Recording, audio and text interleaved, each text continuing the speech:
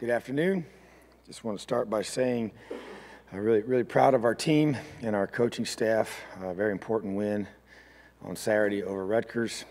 Just really pleased with the preparation that went into it and the focus that our guys had and the senior leadership that those young men displayed and going into their final home game here at Memorial Stadium, and just wanted to send them off in the right way. And I thought our underclassmen bought into that and did a great job. Really encouraged by the way that our offense performed, and really felt like that running the football has been a priority.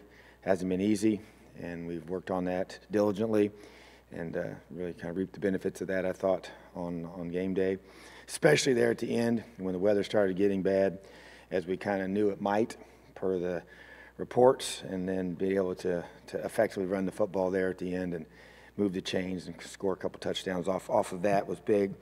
Therefore, because of that, we chose our entire offensive line and the six guys that did all the playing, which would be Coy Crunk, Hunter Littlejohn, Mackenzie Wara, Brandon Knight, Delroy Baker, and Wes Martin were all our players of the game offensively, and really proud of their performance. Still have things to continue to work on there, but didn't give up any sacks as well and ran the ball extremely well, which was a great job. And then because of that, Morgan Ellison was named the Co-Big Ten Freshman of the Week, and it's our third one of the season in that area. And so really proud of him, the way he responded. And Cole Guest as well ran the ball extremely hard and effectively. Great ball security with bad weather conditions in the run game. And those were all extremely positive things, which also allowed us to average 8 yards a play on first downs, which is a big priority for us as we go through. And then did a great job on third downs, converting as well. So good performance by our offense, and Coach DeBoard working hard to allow us to be able to be the best football team we can be as a whole group. Defensively, really proud of our guys. Focus and effort, played extremely hard, continued to be disruptive.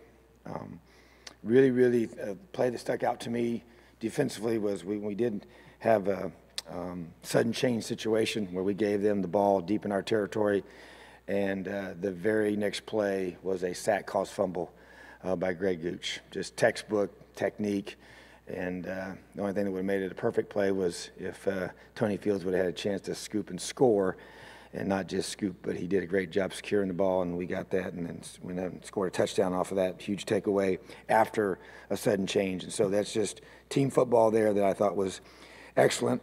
And because of that sequence, those two young men, Greg Gooch, Tony Fields, were our defensive players of the game, and felt like that they continue. Tony's been so huge for us and stepping in, with the injury to Marcelino and allowing him at that Husky position to just really blossom and play extremely well. So, and then Greg has been such a complete leader, player, tough guy, and cares so much about this program. So to see him play so well and do such a great job was huge.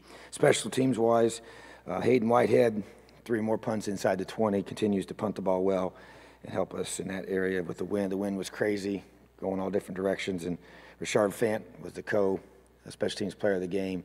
The huge recovery on the muff punt and being in just perfect position where he's supposed to be, and then also had a tackle on special teams, and just continues to buy into the little things of putting our best players on the field as much as possible. In regards to our preparation, defensive scout team players of the week, Sam Slusher, Andrew Stam, a couple young guys that continue to work hard and give us a great look. Offensive scouts of the week, Mike Fiacable at quarterback and Rod Lloyd at running back as well. So leadership on those sides of the ball, each area allows us to get prepared, and those young men did a great job. And then just want to say, as a team, felt like our energy was high from start to finish. It's always hard to have a break like that where you leave the field and stop play for a delay. And I thought our guys came back on the field and did not miss a beat, kept their intensity, kept their focus, and then came out and finished. So really encouraged by that. And so we knew it was an important game for us, and the players responded. So very excited about having a trophy game this week. We all know the bucket is a huge priority to our program, and take a lot of pride in this game. Really, really blessed to be a part of one of the top rivalries in the entire country. I just know I've been several places where we've had some trophy games. Not every place has this kind of a rivalry game with this much passion and intensity. And being raised in this state, seeing this game for many, many years as a younger person, and just so much I know goes into it, and so much is on both sides. And so we fully understand the magnitude of the game. We understand that both teams have 5 wins and know what that is at stake for both sides, and love that. A ton of respect for Coach Braum and what he's done there at Purdue in a very short time has really transformed them, and they're playing with a ton of confidence, and their defense is extremely talented and playing well, and their offense is, he's a tremendous play caller, and just does a really good job schematically, and maximized the talent he has there and on that side of the ball, and their special teams really are on point. So really respect and have they've gone on the road and played well, and to win at Iowa was impressive. And so we understand we have to be at our very, very best this week, and going to compete to prepare that way, and going to fight to do everything we can to win this game. Questions? Tom, when you deal with Coach Braum, he's known for some trick plays. And so how do you, I guess, what do you pour over everything he's ever done, or do you just try, how do you anticipate? Well, you do. You can't rep every single one of them. We'd be practicing for a couple weeks if we did that. So, but I have played against him in the past, and so saw it up close and personal how he likes to run these, and so very creative, with all of them. So you just got to work in concept, which is not that unusual when you deal with anything that somebody does. You can't necessarily practice every single play that they have done in the past, but you teach concepts, and you use walkthroughs to review, and you show video, and just being conscientious of what they do and where they can run them. And they do so many that it's hard to get. You're not gonna get a beat on them, and it's really about, I know a lot of coaches, it's just having the gift to know when to call them, is probably the biggest thing that you have to deal with. So that's just a matter of, to me, you want to play physical, play fast, and react. And that, to me, is what you got to do. You got to react to those kind of plays. What if you had a chance to go over the game, the Iowa game, Iowa-Purdue game, and what, if you did, what have you seen from that they are doing different, that they weren't able to get done in the beginning of the season? Well, to me, the thing that stuck out was they made some really nice throws that allowed them to take advantage of some one-on-one matchups that Iowa was giving them, and they won those. Great throws, great catches. They converted those situations, and that was the difference in the game. Their defense, I think, has been consistent. As you go through and prepare each week, you watch, opponents' offenses, so we see their defense a lot because we play all the same teams pretty much. And so have noticed from the very beginning of the season that their defense was vastly improved. And so they got a lot of upperclassmen on that side of the ball, so very mature group of players. They just, got a new system and a new coaching staff that's, I kind of liken it back to, a year ago, we were the most improved defense in the country. And I think they're probably going to have that, award at the end of the year this year, statistically. So, but whether it is number one or whatever it is, they're way improved. And you just got to tip your hat to them and say, hey, they're doing a heck of a job. So Coach Holt does a great job, and once again, his staff was together at West Kentucky, and really, I don't know if it's every single coach, but it's sure the majority, and they do a tremendous job. So they bought into what they're doing, and so that, to me, when you go through and you watch, you see that game, their defense has consistently played well, and it's kept them in games, and then their offense against Iowa made some key plays at critical times that they had to, and they muffed a punt as well, and then Purdue made them pay for that, and that kind of probably separated the game and kind of took it out of reach. And so just a complete offense, defense, special teams, and they put it all together on the road. On that, the breakthrough is the big thing we're trying to get done here, and win one of those big games. For them to have gotten that done on the road, how do you think that has affected their team and their team's Well, I would assume, being in that situation, other places, I think that creates a tremendous amount of confidence, for your team. Everything that you're talking about doing, you took a huge step towards doing that, had a great win in a tough environment to play in, for sure. So they have to left that situation feeling great about themselves, and increases excitement and elevates the stakes for this week's game, which is the way it should be, and that's why, to me, I think that's exciting for this game, and to be able to be in a game like this that has so much passion and meaning outside of anything else other than just the game itself, and then you add in, the component of how they're playing and how we're playing and what we're playing for, so it just makes it pretty special. So I think it makes it exciting, and that's what you want to be in these games like this. And so that's why I say I feel blessed, and we're fortunate to have this kind of a game, and that means so much to so many people. In the last couple of years, also, you've gone into a situation where needing the win for a bowl, but has any of those times been where your team is peaking, seems to be peaking at the right time, running on all cylinders? Purdue's, they're kind of clicking on all cylinders, and it's coming to a head. Yeah, I agree, and I haven't been a part of, as a coach, any besides last year, so I can only relate to that. But it does have a different feel. Last year they had an interim head coach situation, and I thought the kids came in here and played their tails off, talking about Purdue, and man, they were physical, and they played way better than they showed on film, and it came down to the last play, to win the game at home. So it's going to be an absolute dogfight, and that's the way it should be, and that's I'm sure every year, and I haven't gone back and studied every single bucket game, but I know for sure this year everything we're saying is what the environment's going to be and the circumstances for the game, and so that makes it really, really extra special. The defensive line, I think it's 12 sacks in the last 2 weeks, something like less than 130 yards rushing, and I know those guys have had solid performances kind of scattered throughout the season, but last season y'all really seemed to kind of turn it on the second half of the year along the line of scrimmage defensively. Now it seems like it's happening again. What are the keys in your mind? Well, first of all, I think Coach Hagan does a tremendous job with our defensive line, and he's such a bulldog in technique and drills and just relentless. And I think I described him that way a year ago, and that hasn't changed. And what that does over time, you get all these practice reps and all the things that they do, and you just keep getting better and better and better.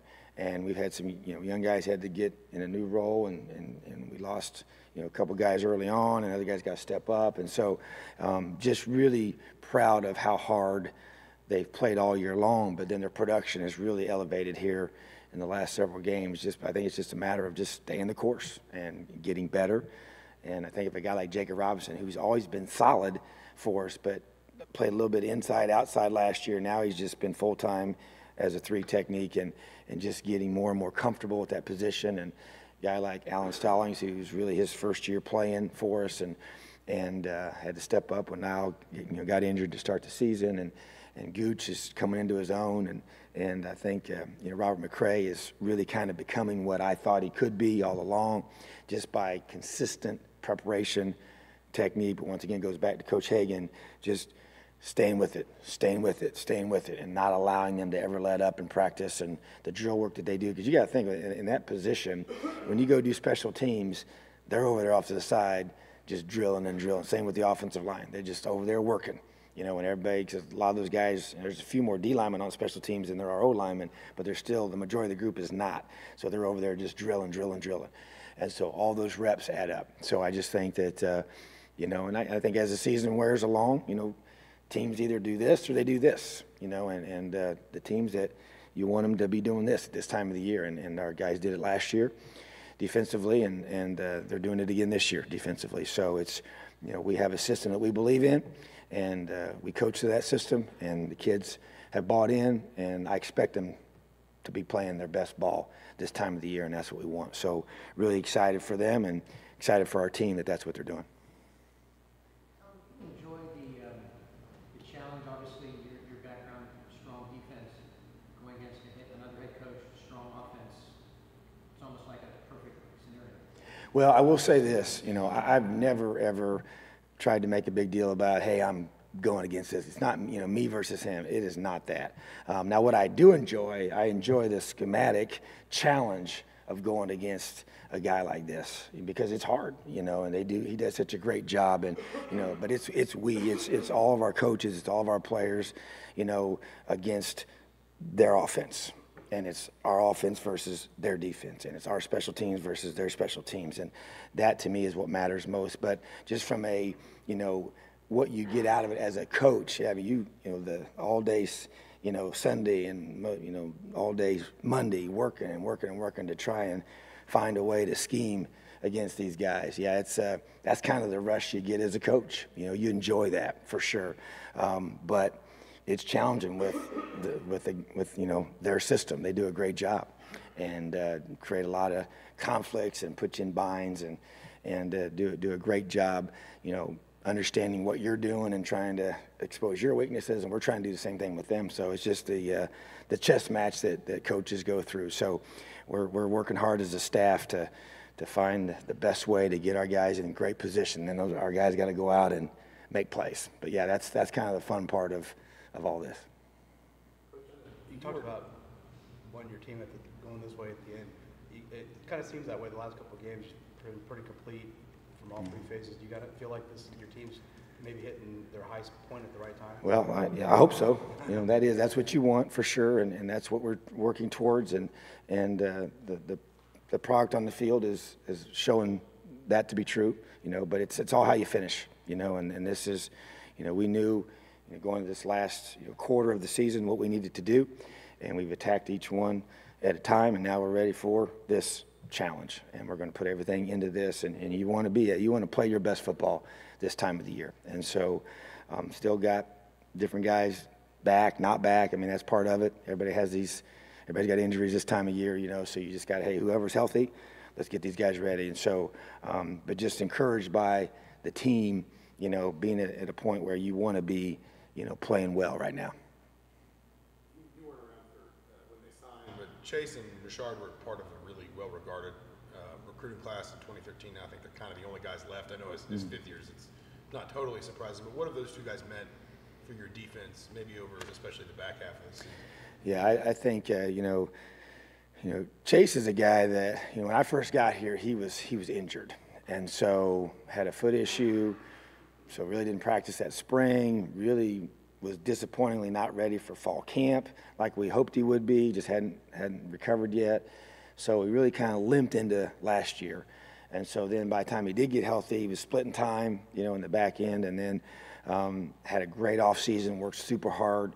And, just through we felt like we had great depth. He was huge on special teams at the end of last year, was at the beginning of this year. Loved that role. He embraced it. He really was great at that. And we kind of split time, and we just was able to allow us to rotate in the secondary. Well, then Marcelino is injured, and so now he becomes the full-time guy and just took off, And I know he probably wanted to be the full-time guy, and we'd set those two guys down, and sometimes we'd rotate them different ways, and one guy would start. I'm talking about him and Tony, and they had a great attitude about it. I'm sure they both wanted to be the starter, but we're great teammates. And so, but then when that happened, so he's playing probably more snaps, and we're trying to find ways to get him off the field, because his special teams plays continued. And so I can't put enough, say enough great things about what he's meant. He's matured off the field, his leadership. You just hear him talk. He'd be the first one to admit that. He's a different person now than he was, when he first got here, and he's truly grown up and become a young man that, he feels good about where he is, in his life. And so really proud of him for that, and I just need to see him rewarded for his play. And then Richard is a guy that, if you want to play aggressive defense, you better have corners. And to me, his skill set is a great match for what we want to do, and we try and position him in the best possible spots to be effective. And now when you establish yourself as a true corner that can cover guys, then eventually they kind of quit throwing your way, and sometimes that's happened to him, so, but, he's going to be tested this week, and he's going to have to rise up and play his very, very best. And they've got a bunch of receivers that can make plays, And that's what you expect from a team that's coached by Coach Braum at that position, and that's what they have. And so I just know that he and the rest of our secondary is going to have our best game of the season. You had to make a helmet catch like Water did. I tell you what, when it happened, I'm like, the whole sideline's like, he made catches, not necessarily that exact one. He made acrobatic catches all last year on the scout team. It's unbelievable. I mean, it's like every day he made some crazy catch that we'd be talking about. And so when he made it, I really wasn't all that shocked, but it was cool. And our guys on the sideline were all fired up for him. But he just, he's a team favorite because he just never says anything. He just does his job the best he can and has become a scholarship guy here that's contributing. And you couldn't be more proud of a guy like that. It was fun to watch. Raheem Lynn got his first start Saturday. Did. I know they don't throw the ball a lot, but I remember one play they threw a bubble screen or something, and he came up and Yeah. blew it up, took the guy's feet up. Just as a freshman, he seems like a guy that maybe is more physical than maybe a typical freshman would be. Is that kind of what you guys are seeing? I agree, and it showed up on special teams too, and earlier in the year. And so, yeah, he's definitely a very courageous player, loves contact, he's quick, fast, tough. It's a tough jump to go from high school to playing as a true freshman at any position, and you get out in space and on an island, and you got to have, bad memory. They're going to make some plays on you, and you got to come right back and make a play yourself. So really needed him, with Andre being down, needed him to step up last week, and he did that. And so, but yeah, his physicality is I love that. I mean, you have to find a guy that can run and hit, can cover and tackle, at that position is a huge benefit. So really, really proud of his play, and I think he's got a bright future. You worked Riggins back in a little bit too. Is that an ongoing process? Who's that? Riggins? Oh, yeah. Yeah, just more and more. Yeah, and I hope this week is even more full bore, and he's a guy that, as we all know, played really well for us last year, and is hopefully finally now getting back to his regular form. So, yeah, Sean's an awesome young man that really want to see him back out there, and both in special teams and on defense. So I think you'll see more of him. Is there anybody else that either A, came out last weekend hurt, or B, you can imagine getting back, or you kind of maybe at the point in the season with guys like Hale and Ball where it's just time to shut them down? Yeah, I would say with Hale and Ball, don't expect them back, and once you get to this point, you really don't plan on, burning any eligibility up that you can salvage with that. So, yeah, I don't expect them to play. And Andre Brown's a guy that was out last week, and we hope to get him back, and still trying to evaluate Simon in his situation to see if we can get him back. But other than that, I think the guys that you saw last week are who you're going to see. So. Everything's critical for this game. Everything has to work, but is there one thing that sticks out more that the team has to overcome, whether it's being on the road, being at Purdue, or having a bowl game on the line? I think it's just handling the diversity of the game. Things are going to happen. You're on the road. They're going to have, their fans. They're playing for the same thing we're playing for in all different levels. And so I just think that you have to be able to handle the adversity that's going to strike. I don't know what that's going to look like. No one can predict that.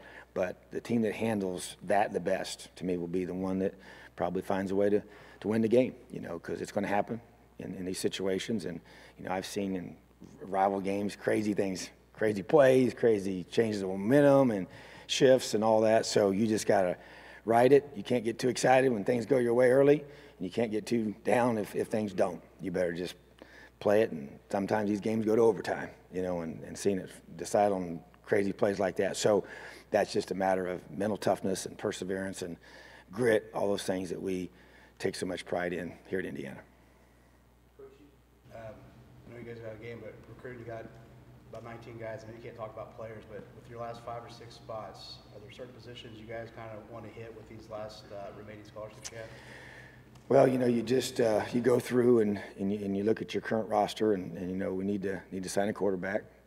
That's a huge priority, and have to be able to shore ourselves up, in the secondary, just because of graduation. Linebacker, I think, continue to be a priority, and as well as you got individual spots where you say, hey, if you get the right person, you plug them in here and there. But those would be the glaring things, that stick out right now, and obviously securing the guys that we already have committed and making sure they sign with us. So working very, very hard. Have a plan to go out right away, and recruiting is a huge part of our building our program and building on the foundation that is being laid, and to allow us to continue to grow.